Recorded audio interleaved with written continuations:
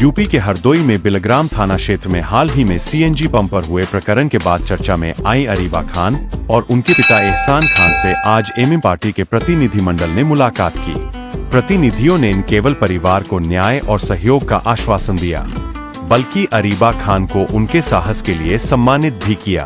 प्रतिनिधिमंडल में शामिल सेंट्रल एमएम महासचिव कारी मलिक मोनिश, संयुक्त सचिव शादाब अली और जिलाध्यक्ष शफी उस्मानी ने अरीबा खान को रानी लक्ष्मीबाई और बेगम हजरत महल की तस्वीर भेंट कर उनके साहस और आत्मसम्मान की सराहना की।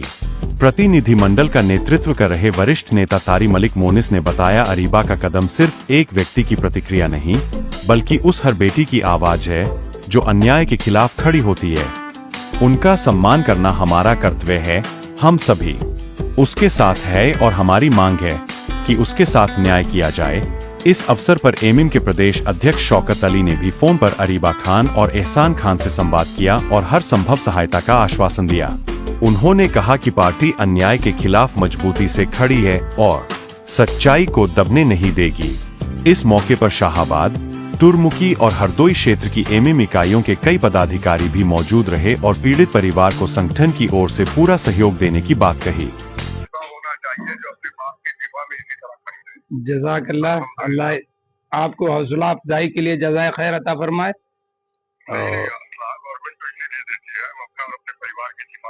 जी, उसमें कोई गलत नहीं है। अगर कोई भी कानूनी मामला आते हैं जी के, जी जी, तो आप मुझे बताइएगा, बेहतर से बेहतर वकील इंशाअल्लाह ताला, आप एकदम बेफिक्र रहिएगा उस केस को लेकर। इंशाअल्लाह ताला बिल्कुल।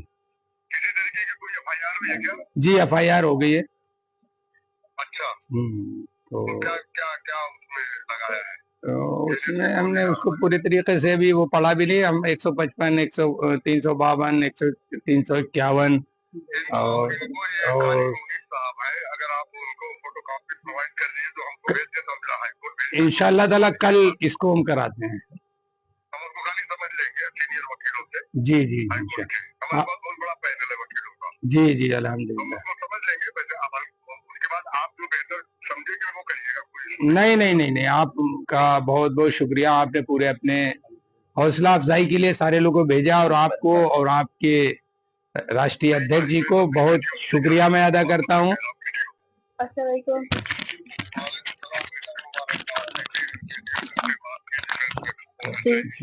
शुक्रिया शुक्रिया अंकल जी जी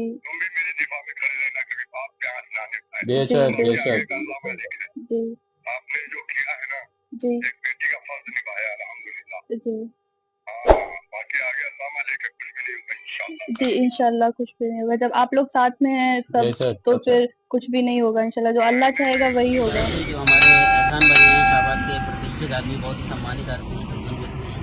इनकी बेटी जो है, जिनका वीडियो बार बार दिखाया जा रहा है, वायरल हो रहा है, गलत तरीके से उनको प्रमोट किया जा रहा है। और मैं ये कहना चाहूँगा, हमारी पूरी टीम आज जो हरदोई की आई थी, वो इसीलिए आई थी, वो बच्ची के सपोर्ट में आई थी, हमारी बहन के फेवर में आई थी कि जो उसने किया है वो कोई ऐसा गलत काम नहीं था।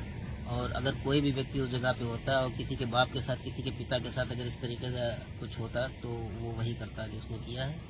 और हालांकि आपने देखा होगा कि तीनों लोग बाहर खड़े हुए थे, उसमें सिर्फ एक व्यक्ति था, एक व्यक्ति मतलब जगह आदमी था और 2 महिलाएं उनके साथ थी।